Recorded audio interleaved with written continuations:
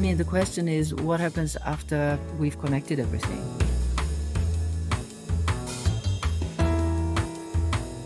Hi, I'm Belden Mankis. Welcome to the Purposeful Strategist,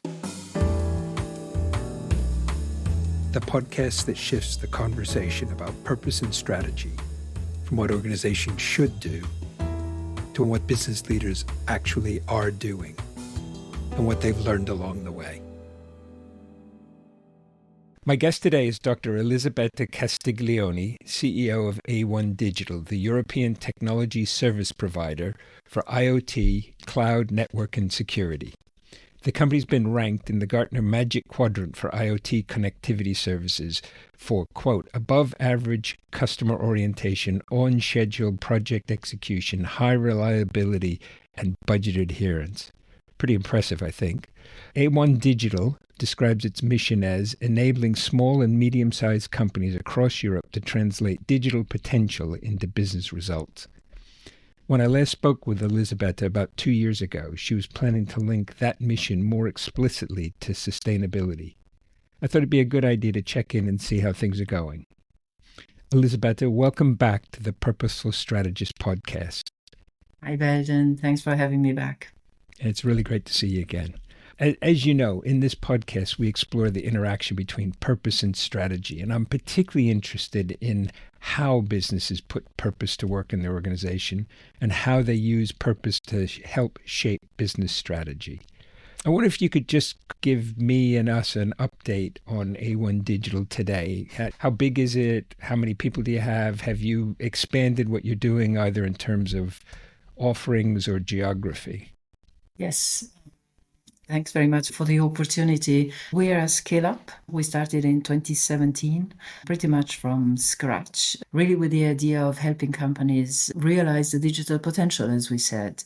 Obviously, through the pandemic, there has been quite an accelerator in terms of adoption of digital technologies and the realization by companies who had not implemented digital tools or processes that they needed to do so.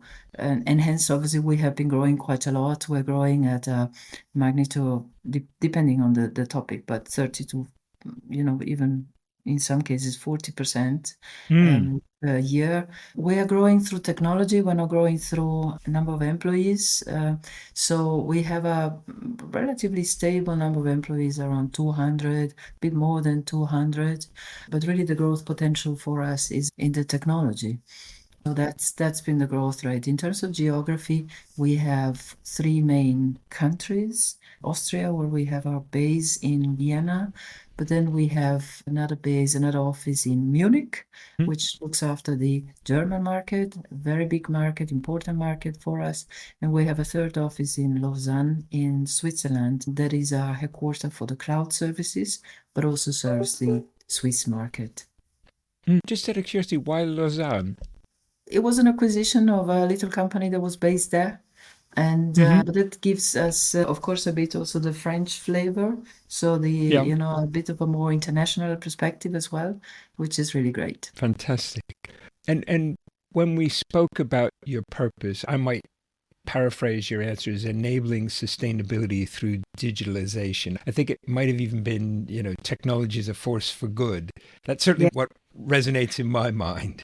Yes. Do you still see it that way? Has that evolved? How's that? Yes, we've been thinking about that, and we said, we should constantly and consciously revise what we're doing. Are we still on the right? Is this the right track?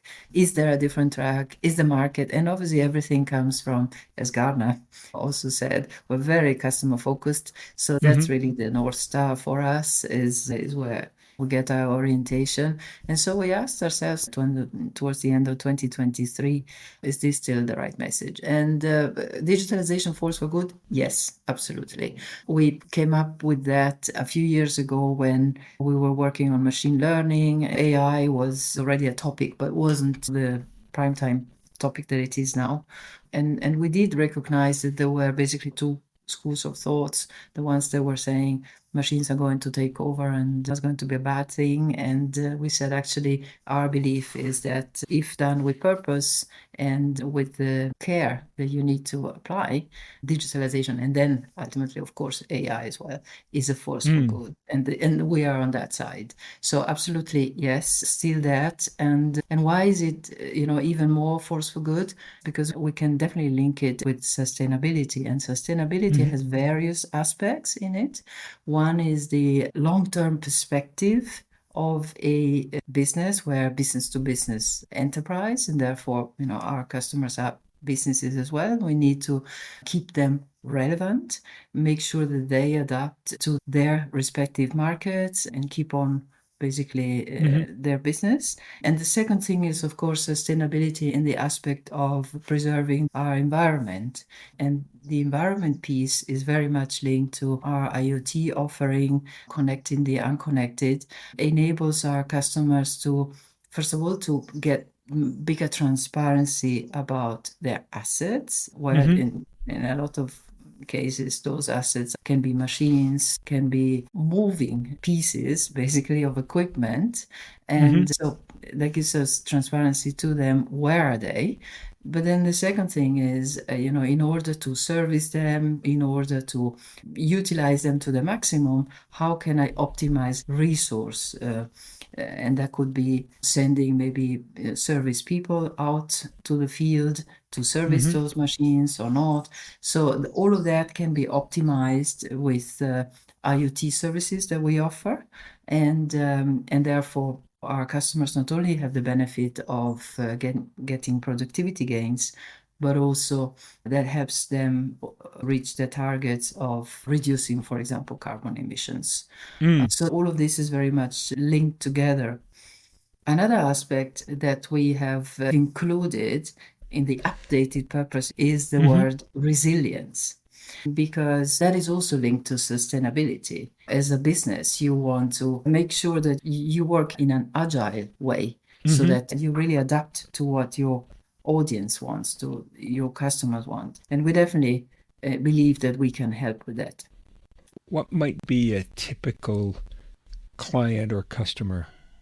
You mentioned sometimes the equipment's moving. I sort of get a picture in my head of bulldozers on a construction site. Is it things like that? Or yes, it would be industrial companies. It would be, for example, machinery companies. For example, one of our customers produces industrial shredding machines, and those are used again by other businesses. And the typical customer would be a mid-sized hidden champion somewhere in Germany, and 90% business is exported all over the world.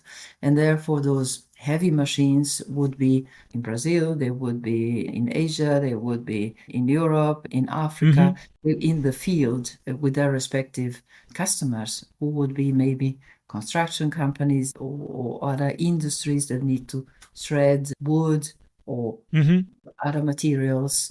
And for their customers, again, quite big investments. So what we can do is to help our own customers, who is the machinery provider, basically having an eye of what, after they sold those machines, when they are in the field and are being utilized by their own customers, to keep them basically going in an effective and efficient way. So our customers would be able then to sell an after-sales service, and that service can be done largely remotely. And that is where the productivity gain, but also the reduction of CO2 emission comes along. Part of the image I get is, even though you said, well, our main hubs are in Austria, Germany, Switzerland, that actually the impact you have covers people in all sorts of places doing all sorts of things, a real global reach around that. Absolutely. Absolutely, yes. And this is, again, what we set up the company. We said, actually, base is in Europe and in Central Europe, but our reach is really international, because digitalization doesn't stop at a border. And you said you've got a roughly stable number of employees.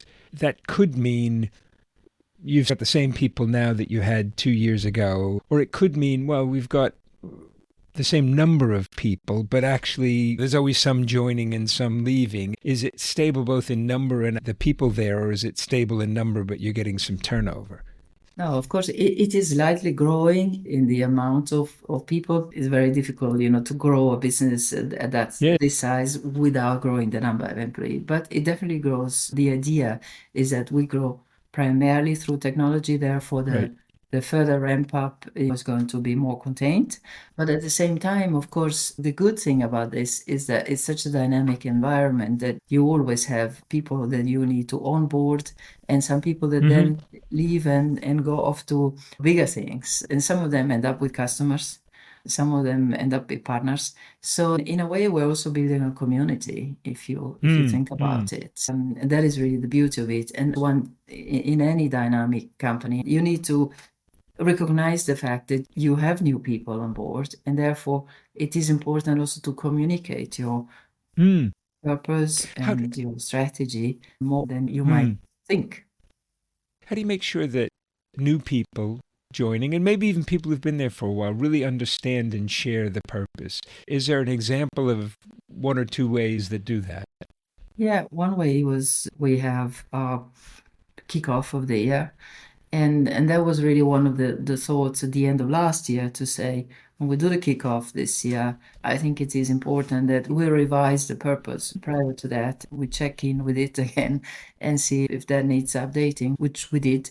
And so then we communicated it at the kickoff, all hands. And this will be doing again in a month's time when we again meet all of us in person.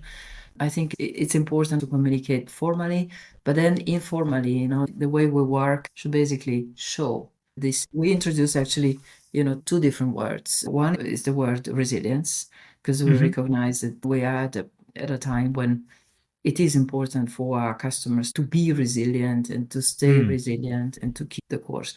And the other word is technology, which we had not in the earlier purpose. We are a technology services provider. Those are actually two very important words. You touched on AI earlier, but it sounds like that's still something you're thinking about. It hasn't come into the wording of the purpose. How are you thinking about that? Is that a big new step forward that you need to figure out how to use it, or is it more some noise that might affect lots of other things, but not so much your business? Yes, we discussed that. We thought it at the moment it's not specific enough. It's a bit too generic and it's not deep enough. We would need to have more details. For example, we still, of course, work on machine learning as a service. That's one of our offering. We believe that is much more concrete. Of course, we see big productivity gains also in office environments, not only for what we could offer that we are developing to our customers, but we also see productivity gains in our own ways of working. One of the benefits of a clear business purpose is that people can use that to guide their own behavior and decisions. Can you share some examples of how your team's using purpose in that way? When it comes to sustainability, I think that even in the way we attract people or in the way our employees think, for example, company cars or just driving cars. Let's say we have a company meeting. A lot of people prefer to take the train and spend a few hours in trains because they believe it's better than taking a car or flying. That is an example of how people behave. Now the question is, are they applying our purpose or are we coming together because we share that purpose, the sustainability aspect? But I guess it's a little bit of both. And so the purpose becomes important also in attracting a certain circle of people that share your purpose. On your website, I think it says you're looking for people with a unique mix of technical competence and genuine human compassion. Why is human compassion important? How does it support the business purpose? I mean, it's a nice thing. I'm not questioning it, but how does it relate to the business? There is only one life. There is one life, and within that life, you give priorities. You assign time to activities or aspects of your life. And that goes for the compassion. We come together in this company, work on our vision, mission, on our purpose. We believe that we're doing good in helping our customers stay relevant and also achieve their sustainability targets. And at the same time, we've gone through certain crises, especially in the last few years, pandemic being just one of them. This is where the best of people comes out, where we see the best of people. We want to keep that. So, for example, during the pandemic, there were also situations where we needed to help each other and we needed to help our customers. And we think that that is a good thing. That is also part of who we are. And you cannot separate that inside the office, outside the office. They said there's only one life and there's only one person. And these are the people that we're looking for. I like that way of phrasing it. There's only one life. I think last time when we talked, you said there were two big challenges you were facing. One of them was about almost too many opportunities. There were too many different things you could go, too many geographies you could open up in, too many new services. How have you addressed that? How have you navigated through that? And has this bringing sustainability more into the purpose, has that helped, or has that made it even more complicated? Yeah, the challenge in this business is really focus. Yes. And so the focus is given by customers.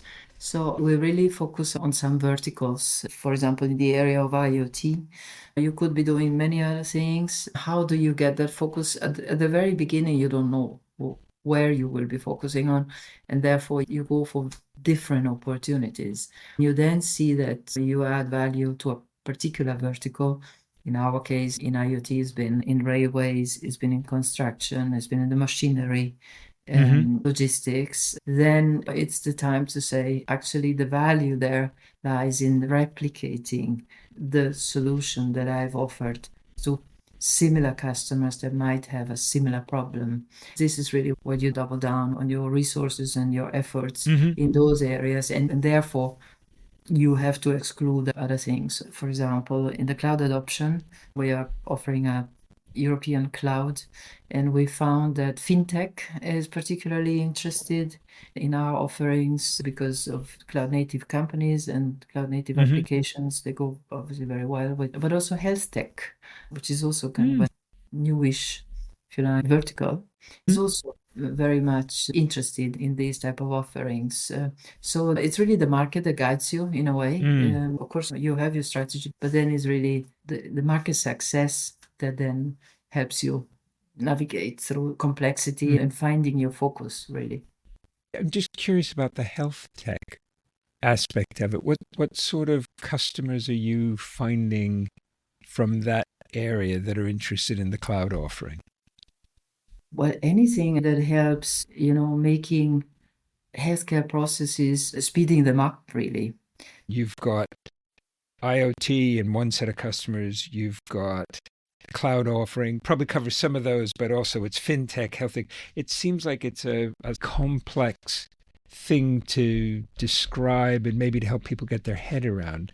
How does the purpose fit into that? Does it help at all or does it make it worse?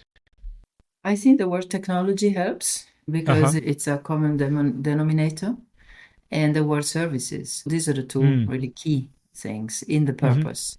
All businesses we are offering we do security, we do cloud, and we do IoT, machine learning, the three things. So technology goes across.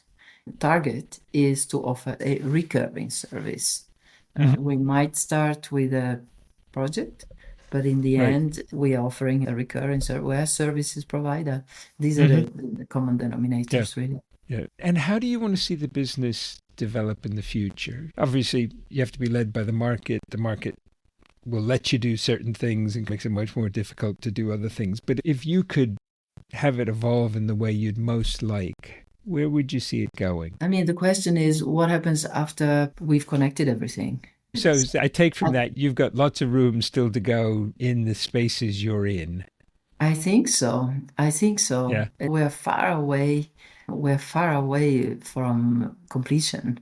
And then once we're there, What is next? Do we start from scratch? Is going to be most likely there's going to be new technologies that will again guide us. It sounds like, as far as geographies, you're happy where you are, but also open to opportunistic things that Yes. might come along. Yes, we're expanding already. Our offerings are international. If you're looking for European cloud, it doesn't really matter where you are within Europe, but also we have customers who have headquarters on other continents that have customers in Europe.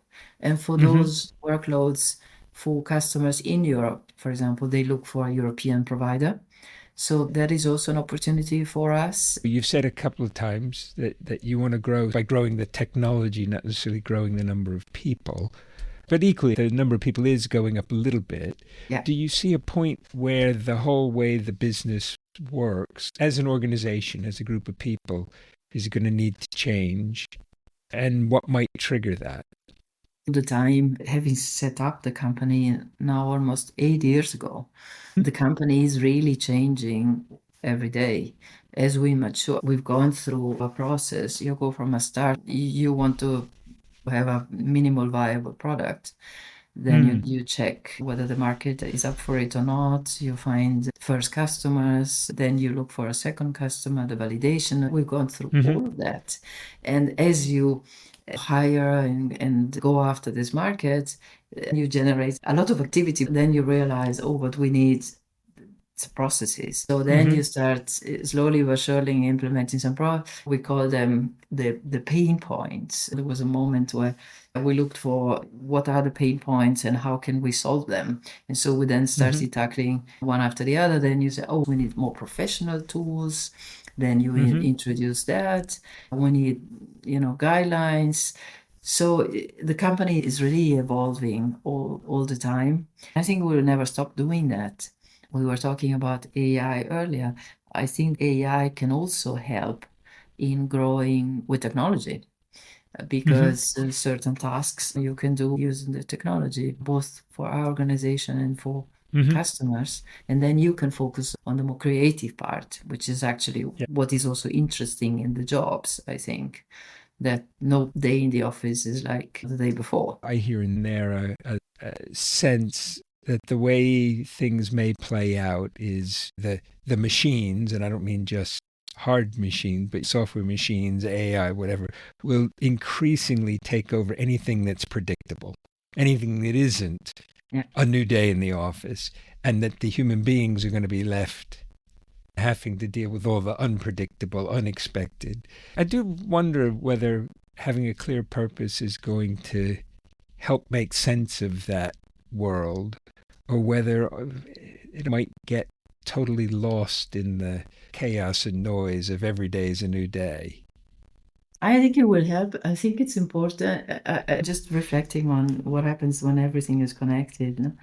Then, probably the people will take a step back and think even more about the purpose and what's the purpose of us and of all of this. So I think there will be probably even a deeper thought process. One of the things I'm interested in right now is the topic of management.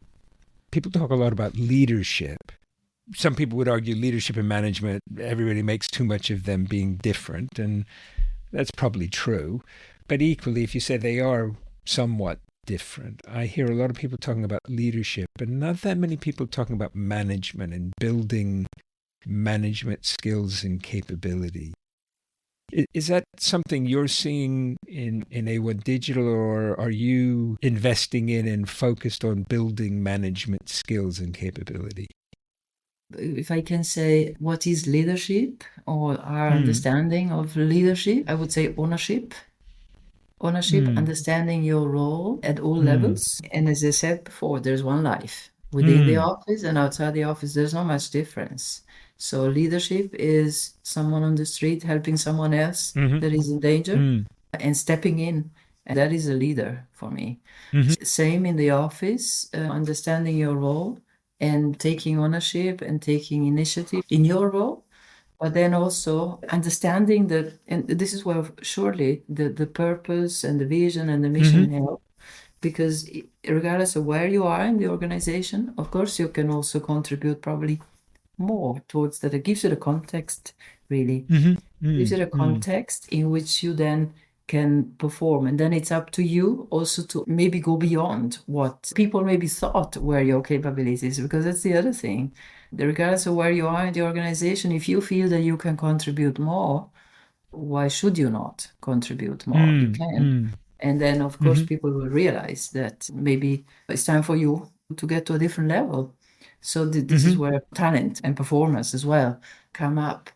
Yes, we do, of course, trainings, but I think the main thing is the training on the job. In terms of management, I would define management more as keeping the lights on, in a way, really running the standard operation, maybe. Ownership would be the taking responsibility for the next step, the unforeseen. The day-to-day running, I would rather characterize as the management part. Is there anything I haven't asked you about that you'd like to discuss?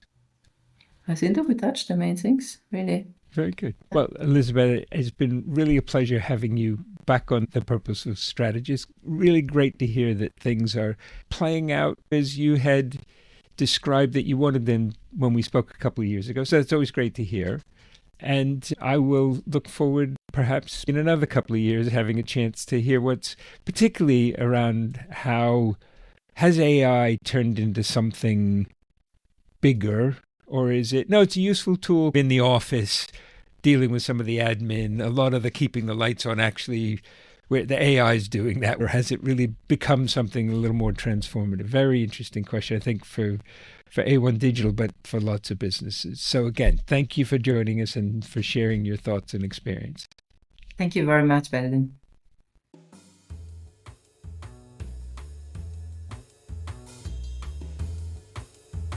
Thank you for joining us for this episode of The Purposeful Strategist. Please email any suggestions or questions to belden@menkes.com. And if you enjoyed it, don't forget to subscribe. Thanks again, and join us soon for the next episode of The Purposeful Strategist.